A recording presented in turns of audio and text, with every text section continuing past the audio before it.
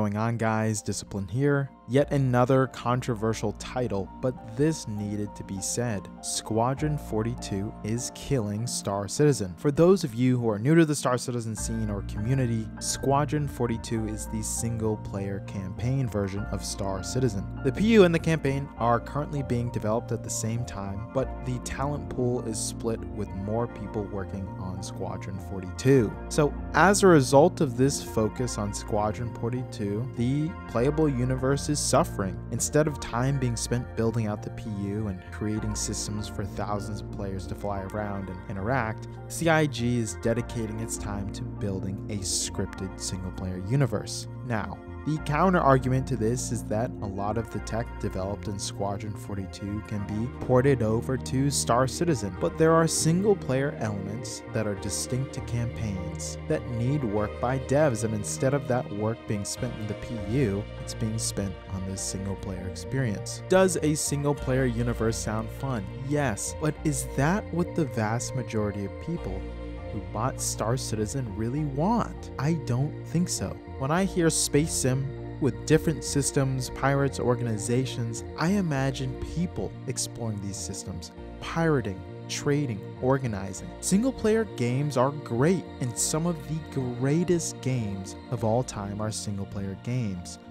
But what was pitched in the Kickstarter in 2012 was the greatest multiplayer experience of all time. And unfortunately, this multiplayer experience is being encumbered and stalled by Squadron 42. I understand that it's Chris Roberts' dream to have the full vision of his Wing Commander games manifested in a modern single-player game.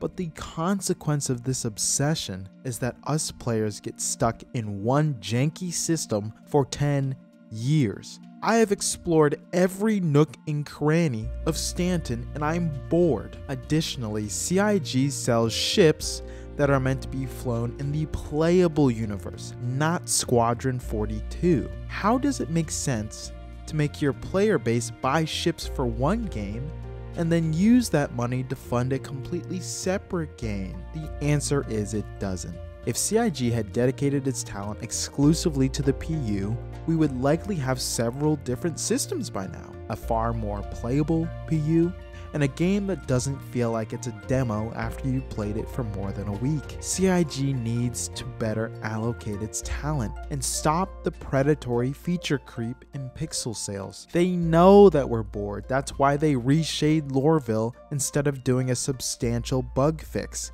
That's why they continue selling us these pixel ships. That's why we feel mandated to fly because we just spent $200 on them. They've designed systems that make us come back for the minimum cost while they continue to allocate dev talent to Squadron 42. They know the PU sucks, and to keep it interesting, they add these superfluous features. What the players want is substance, and CIG knowingly refuses just so that Chris Roberts can fly around by himself in Squadron 42.